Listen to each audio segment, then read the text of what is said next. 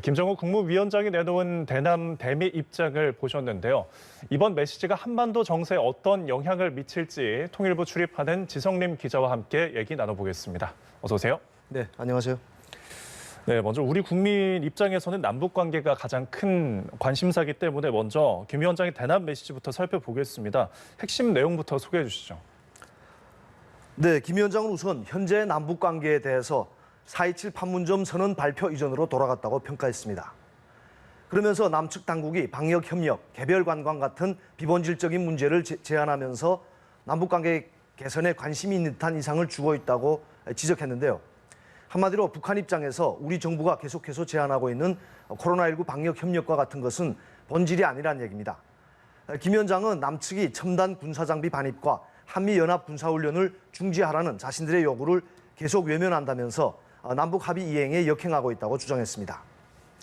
우리 군의 전력 증강 계획과 한미연합 훈련에 대해 직접적인 불만을 드러낸 것으로 북한은 한미연합 훈련 중단 등이 남북 관계의 본질이라고 보는 겁니다. 이런 인식을 바탕으로 김 위원장은 남북 관계 개선 여부는 전적으로 남측 당국의 태도에 달렸다며 남북 선언을 성실히 이행하라고 촉구했습니다. 특히 현 시점에서 남조선 당국에 예전처럼 일방적으로 선의를 보여줄 필요가 없다며 자신들의 요구에 화답하는 만큼 또 남북 합의 이행을 위해 움직이는 것만큼 상대해 주겠다고 밝혔습니다. 네, 우리의 제안과 어떤 북한의 요구가 좀 상이한 만큼 남북 간에 분명한 인식 차이가 있는 걸로 보이는데요. 네. 그렇다면 이 김 위원장의 대남 메시지에 대해 평가가 있을 것 같은데 관계 개선 여지를 내용도 있는 걸로 보여요. 어떤 평가가 있습니까? 네, 김 위원장은 이번 대남 메시지에서 남조선 당국의 태도라는 표현을 두 차례나 언급했습니다. 남측 당국의 태도 변화를 전제로 하긴 했지만 남북이 잘 노력하면 가까운 시일 안에 남북 관계가 3년 전 봄날과 같이 평화와 번영의 새 출발점으로 돌아갈 수 있을 것이라고 여지를 남기기도 했습니다. 예. 그렇지만 전체적인 맥락으로 봤을 때 이것을 긍정적인 메시지 또는 희망적인 언급이라고 평가하기는 좀 어려워 보입니다. 그렇다고 해서 또 비관적이냐, 대남 위협이냐 이렇게 보는 것도 무리가 있습니다. 노동당 대회는 최고 의사결정 기구로 당국가 체제인 북한에서는 당대회에서 내놓는 메시지가 말 그대로 국가 노선입니다. 김 위원장이 사업총화보고에서 밝힌 이번 대남 노선은 앞으로 자신들이 어떠한 기준과 원칙으로 남쪽을 상대할지를 이런 우리 쪽뿐만 아니라 예. 북한 노동당원들과 주민들에게도 알려주기 위한 그런 의도가 있습니다.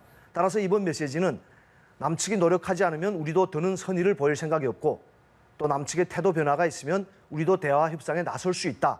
이러한 원칙을 얘기한 거죠. 예. 그래서 지금 당장 이 메시지가 긍정적이냐 비관적이냐 이렇게 평가하기보다는 어떤 상황과 변수에 따라서 이런 원칙이 어떤 결과를 낳을 수 있을까를 우리가 고민해봐야 한다고 봅니다. 예, 정리를 하자면 이번 메시지가 남북 관계 어떤 방향을 제시했다라기보다는 북한들의 자신의 원칙과 요구 조건을 밝힌 것이다 이런 얘기인 거죠. 네, 그렇습니다.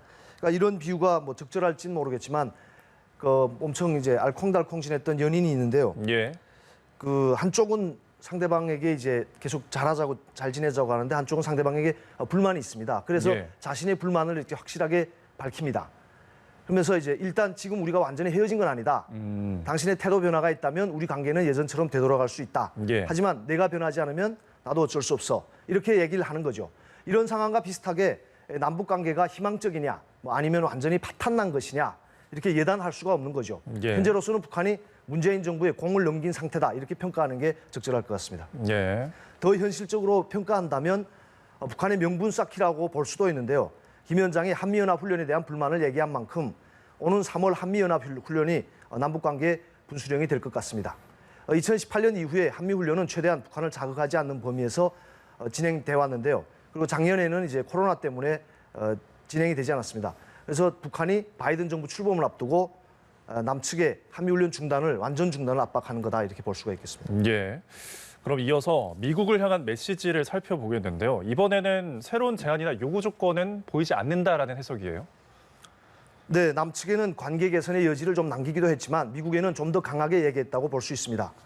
특히 적대 정책 철회라는 기존의 요구를 반복했을 뿐 새로운 제안은 없었습니다. 우선 오는 20일 이뤄지는 바이든 행정부 출범을 겨냥해 누가 집권하든 미국의 실체와 대북 정책의 본심은 절대로 변하지 않는다며 새 행정부에 큰 기대가 없다는 뜻을 내비쳤습니다.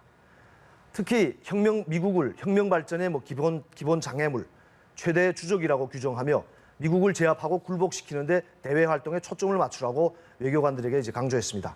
그러니까 미국을 제압한다 이런 표현은 자신들의 전략적 지위가 미국과 대등해졌다는 인식에서 출발한 자신감에서 나온 것으로 보이는데요. 그래서인지 김 위원장은 이번 사업 총화 보고에서 많은 부분을 핵무기 등 전략무기 개발 성과를 소개하고 또 앞으로의 핵 개발 계획을 밝히는데 할애했습니다. 그러면서 새로운 북미 관계 수립의 열쇠는 미국이 대북 적대 정책을 철회하는 데 있다며 앞으로도 강대강, 선대선의 원칙에서 미국을 상대할 것이라고 밝혔습니다. 즉 핵무기 개발 성과로 미국과 힘을 겨룰 만큼 강해졌으니 미국이 군사적 위협으로 나오면 자신들도 미국을 군사적으로 위협할 것이고 또 미국이 대화 협상을 제안하면 자신들도 그에 응할 수 있다. 이러한 기본 원칙을 다시금 강조한 것으로 보입니다. 예. 그리고 이번에 김 위원장이 핵 개발 성과를 많이 자랑한 것으로 전해졌는데요. 네. 핵잠수함 개발 언급도 있었고요. 자신들 핵 보유국이라는 어떤 주장을 또 했습니다. 네. 그럼 이게 앞으로 비핵화에는 전혀 관심이 없는 걸로 봐야 할까요? 네, 김 위원장은 이번 메시지에서 자신들이 책임 있는 핵보유국이라고 주장하면서 적대 세력들이 자신들을 겨냥해 핵을 사용하려고 하지 않는다면 핵무기를 남용하지는 않겠다 이렇게 밝혔습니다. 예. 특히 앞으로도 계속 핵기술을 고도화하고 각종 전술 핵무기 개발과 초대형 핵탄두 생산을 계속하겠다고 밝힌 점이 눈길을 끄는데요.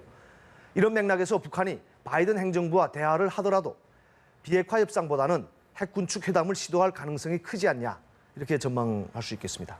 예. 자, 한반도 정세가 안개 속인 것 같습니다. 빨리 맑은 시야가 확보됐으면 좋겠네요. 지금까지 지성림 기자와 함께했습니다. 감사합니다. 네, 감사합니다.